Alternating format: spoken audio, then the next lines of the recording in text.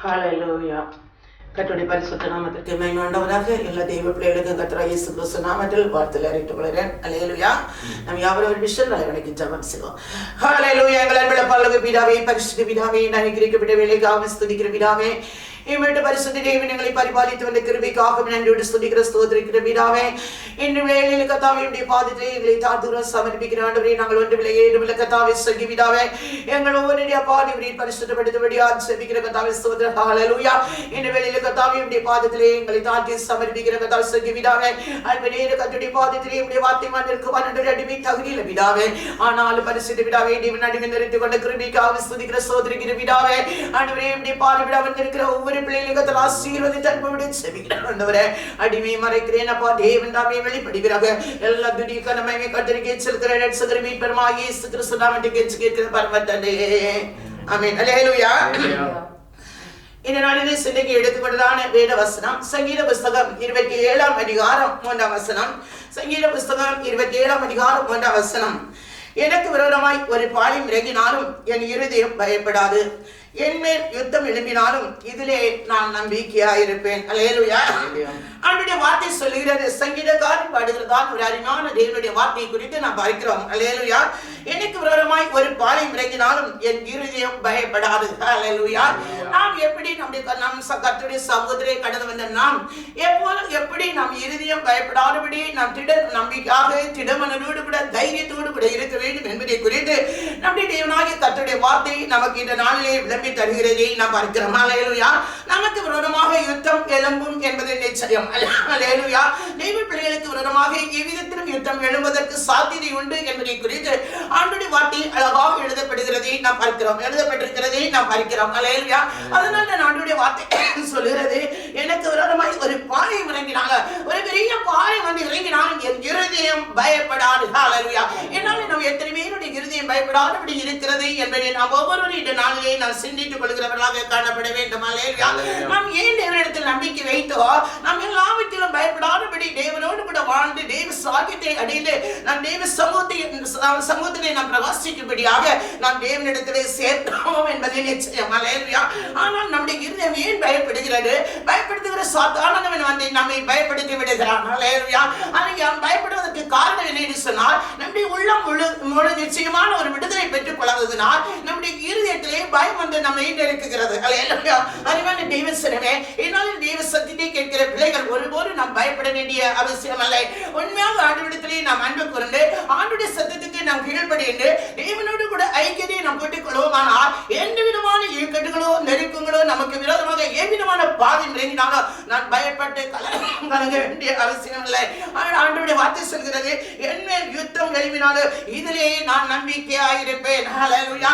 எந்த விதமான யுத்தம் நமக்கு எதிராக எழுப்பினாலும் எதிலே நான் நம்பிக்கையா இருக்க வேண்டும்? கர்த்தரிடத்தில் நான் நம்பிக்கையா இருக்க வேண்டும். ஹல்லேலூயா. கர்த்தரிடத்தில் நம்பிக்கையா இருப்போமானால் எந்த யுத்தம் நமக்கு எதிராக வந்தாலும், எந்த விதமான கிரியைகள் நமக்கு எதிராக வந்தாலும், எந்த விதமான கொள்ளை நோய்கள் நமக்கு எதிராக வந்தாலும், எந்த விதமான கேடுபாடுகள் நமக்கு எதிராக வந்தாலும் அது நம்மை ஒன்றும் செய்யப்படுத்தாது என்பதை நாம் ஒவ்வொருவரும் அறிந்து கொள்கிறவராக காணப்பட வேண்டும். ஹல்லேலூயா. நான் கர்த்தரிடத்தில் நம்பிக்கை இருக்க வேண்டுமே ஒழிய மனுஷனிடத்தில் நான் நம்பிக்கை வைப்போமானால் மனுஷனிடத்தில் நம்பிக்கை வைக்கிறவன் சபிக்கப்பட்டவன் என்று ஆண்டவருடைய வார்த்தை எழுதப்பட்டிருக்கிறதை நாம் பார்க்கிறோம். ஹல்லேலூயா. எரேமியா தீர்க்கதரிசியின் புஸ்தகம் 17ஆம் அதிகாரம் 5ஆம் வசனம் சொல்கிறது, மனுஷர் மேல் நம்பிக்கை வைத்து மாம்சமானதை தன் உயர்வமாக்கி கொண்டு கர்த்தரை விட்டு விலகுகிற இருதயமுள்ள மனுஷன் சபிக்கப்பட்டவன் என்று கர்த்தர் சொல்லுகிறார். ஹல்லேலூயா.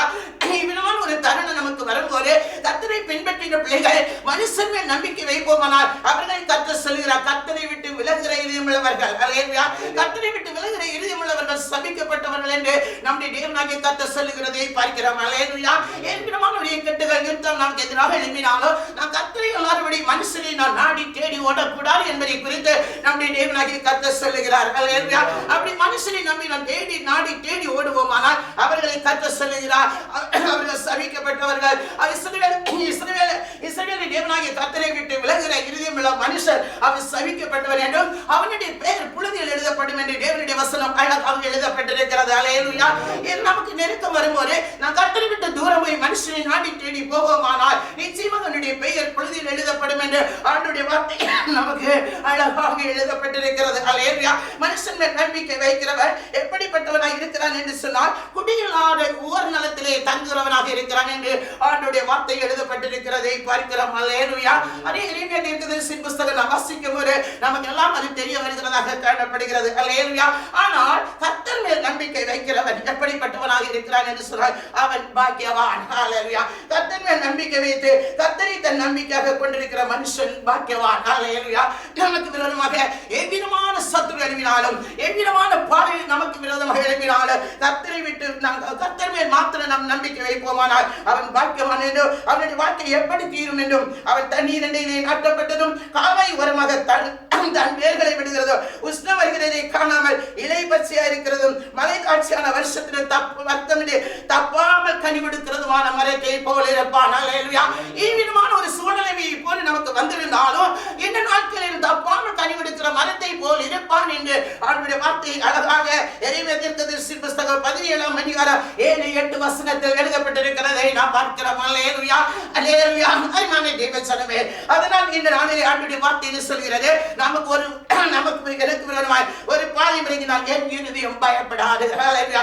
இந்த தெய்வ வசனத்தை கேட்டுக்கொண்டிருக்கிறான் தெய்வ பிள்ளைகள், நம்முடைய இருதயம் பயப்படாதபடி கர்த்தர் மேல் மாத்திரம் நம்பிக்கை வைப்போமானால் நமக்கு விரோதமாக எந்த விதமான யுத்தம் எழும்பினாலும் நாம் கர்த்தர் மேல் மாத்திரம் நம்பிக்கையாக இருப்போமானால் எந்த யுத்தமும் நம்மை சேதப்படுத்துவதில்லை என்பதை குறித்து ஆண்டவராகிய தேவனுடைய வார்த்தை அழகாக நம்மிடத்தில் எழுதப்பட்டிருக்கிறதை பார்க்கிறோம். தேவன் நம்மிடத்தில் பேசிக் கொண்டிருக்கிறதை பார்க்கிறோம். அல்லேலூயா. அதே 27ஆம் அதிகாரம் 2ஆம் வசனம் என்ன சொல்கிறது என்று சொன்னால், என் சத்துருக்களும் என் பகைஞருமாகிய பொல்லாதவர்கள் என் மாம்சத்தை பட்சிக்க என்னை நெருக்கையில் அவர்களே இடறி விழுந்தார்கள். அல்லேலூயா. இவ்விதமாக நமக்கு விரோதமாக வருகிற சத்துருவானவர் நம்முடைய மாம்சத்தை பட்சிக்க நெருக்குகையில் அவர்களே இடறி விழுந்தார்கள் என்று ஆண்டவருடைய வார்த்தை சொல்கிறது. அப்படி அவன் சத்துருவான இடறி விழ வேண்டுமானால் கர்த்தரின் வெளிச்சம் என் ரட்சிப்புமானவர் யாருக்கு பயப்படும்? கர்த்தரின் ஜீவனின் பலனானவர் யாருக்கு அஞ்சுவேன்? அல்லேலூயா.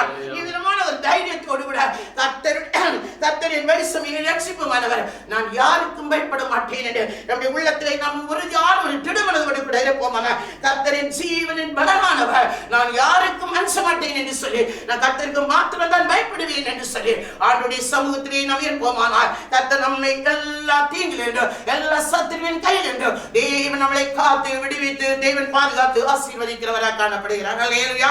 இந்த வார்த்தைகளா கர்த்தர் தாமே அவரின் தாராளமாய் ஆசீர்வதிப்பாராக. அல்லேலூயா.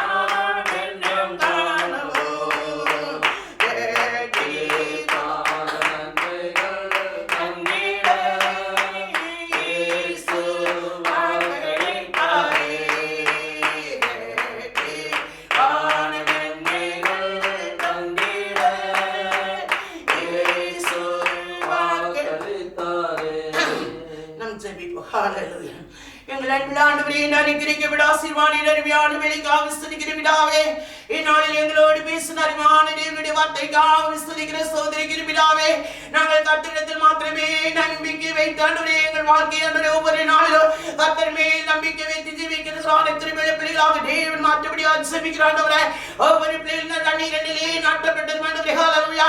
ஆண்டவரே கால்வாய் ஓரமாய் தண்ணீர் வருகிறது விடுகிறது ஆண்டவரே. ஆண்டவரே மழையில்லாத நேரத்தில் ஆண்டவரே தப்பாமல் கனி கொடுக்கிறதான மரத்தை போல் இருக்கும்படியாக ஆண்டவரே ஒவ்வொரு பிள்ளைகளையும் கர்த்தர் ஆசீர்வதிக்கும்படி ஜெபிக்கிற ஆண்டவரே. ஆண்டவரே விதமான சத்துரு வந்தாலும் அதை இடறி விடும் என்பதை குறித்து ஆண்டவரே ஆண்டவருடைய வார்த்தை எங்களுக்கு விளம்பி தருகிறது ஆண்டவரே. விசுவாசிக்கிற ஆண்டவரே, அப்பா நாங்கள் விசுவாசிக்கிற ஆண்டவரே, மேல் நாங்கள் நம்பிக்கை அறிக்கிற ஆண்டவரே.